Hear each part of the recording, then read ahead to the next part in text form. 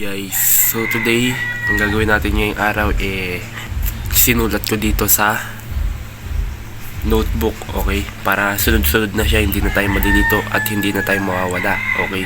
Actually, palagi ko naman siya sinusulat, pero ngayon ko na lang ulit siya nagawa after 1 week or 2 weeks. Kaya naman, papakita ko sa inyo kung ano yung gagawin natin. Ayan nga.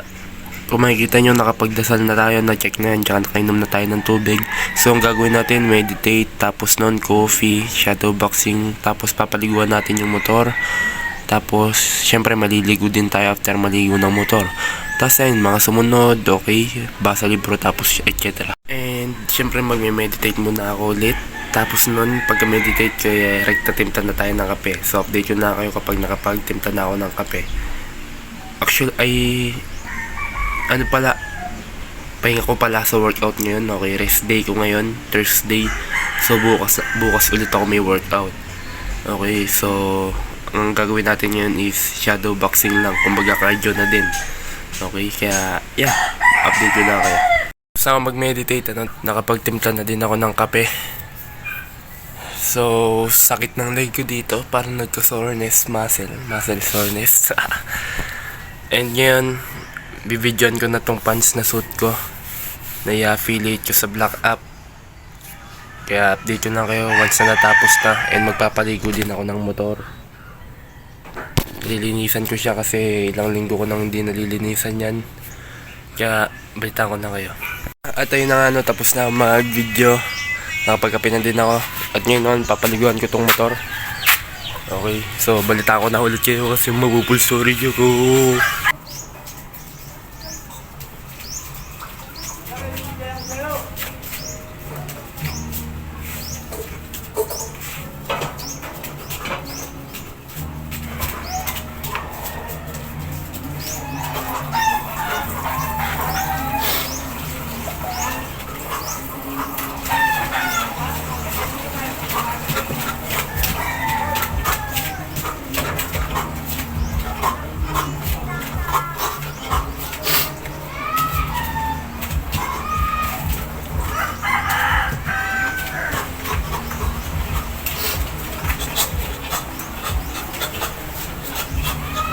Kung makikita nyo naman, nag-shadow boxing na ako. Maliligo na lang tapos magbabasa. Kakatapos ko lang mag-shadow box, pawis pa nga. At lapad ko dito ah. So, yun. Update ko na kayo pagkatapos ko magbasa. And then, mag-create na tayo ng video para ipang-upload sa Black App. Update ko na kayo. Bago muna pala tayong maligo, kakain muna ako. Ayan, yung pagkain ko. 2 itlog tapos isang rice. Fried rice, okay. So magpre-pray muna tayo bago tayo kumain. Huwag niyong kinakalimutan magpasalamat ha.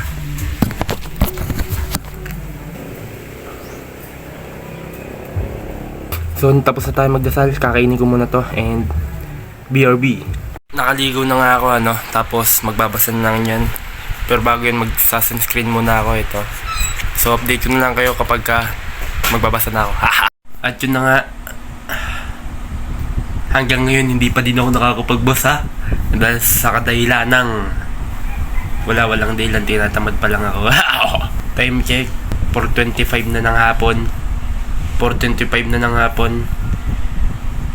Yun, hindi pa din ako nakapag-video. Naka-isang upload pa lang ako sa TikTok. Kaya tinatamad pa din ako. And yung dahilan, wala nang dahilan iba, wala nang maraming reason. Tinamad ako, tapos nakatulog. Kaya naman 4:25 na.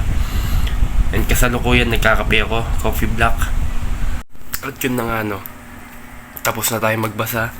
And yung pinag-uusapan na sa chapter na binabasa ko is yung learn when how to stop ba?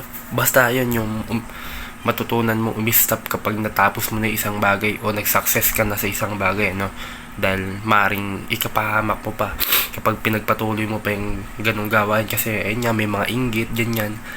Pero sa video na to dito na matatapos pero bago yon may na-realize ako isang bagay na importante, okay, na yun nga, na-realize ko yung na-realize ko yung hindi mahalaga kung gaano kaganda yung plano mo. Hindi mahalaga kung naplano mo na lahat ng gagawin mo. Merong mga times na hindi mo talaga matutuloy, o hindi mo matutupad, o hindi mo magagawa, o hindi mo mabibigay yung best mo. Pero as long as na consistent ka na gawin yung isang bagay, kahit pagod ka, naiirita, ganyan, bad trip ka sa araw na to, o inaantok, o masama yung pakiramdam mo, at least ginagawa mo pa rin.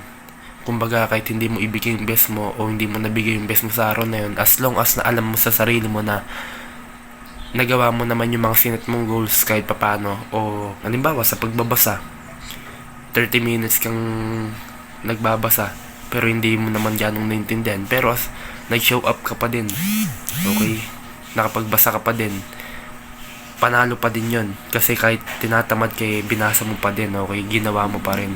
So ewan ko kung naintindihan yung pinagsasabi ko, pero yun yung na-realize ko sa araw na to. Okay, so time check, 5:14 na ng hapon, at dito ko na nga tatapusin to, ano. So tong araw na to, panalo pa din to sa akin, big win pa din to sa akin, kasi umaga pa lang, maga na tayo nagising. Okay, i-recap nga natin yung hapon ko. Wait nga, maga tayo nagising, nakapagkape tayo, nakapag-cardio, nakapag-almusal, o nakapagbasa, nakapag-upload ng video sa TikTok. Okay, meron tayong gamit, ibig sabihin na binivideo. At meron tayong cellphone na pang video, meaning blessing to. Okay, kaya grateful ako sa araw na to. Kaya kayo din, maging grateful lang kayo sa mga bagay-bagay na meron kayo, meron man o wala. Okay, ipagpasalamat nyo yan dahil still nabubuhay pa din kayo. So yun lang, dito ko natatapusin to. And mamaya nga, baka kumuha ko ng clip, kasi mamaya pupunta kami sa plaza, manunod kami ng mga nagbabasketball na bakla. Okay, so aliw yun, nakakatawa yun, at i-enjoy natin yung gabi. Okay, so kukuha na lang ako ng clip, panoorin nyo. Kaya naubos yung pera yun eh.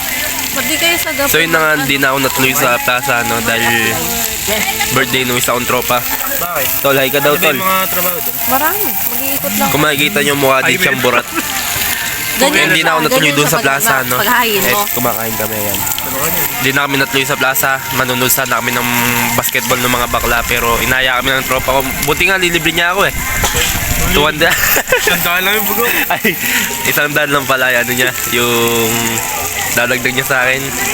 So yun, kakain muna kami, in-update ko lang kayo. So, kumakain na pala ako. Tangan na ito ah. Ito pa. Kung makikita nyo, pare sila mga burat, ano. So, update ko na kayo mamaya pag-uwi. At ayun na nga, nakauwi na kami. Ay, hindi pala, nandito kami ngayon sa kubo nila Jericho. Tapos nandito itong isang bakang burat ulit. Kung makikita nyo, no. At dito nga magkakape lang kami bago kami umuwi, para at least hindi kami agad makatulog. Baka mamaya mamatay isa sa amin. Kaya dito ko na tatapusin tong video na to. So bukas ulit, see you tomorrow, and peace out.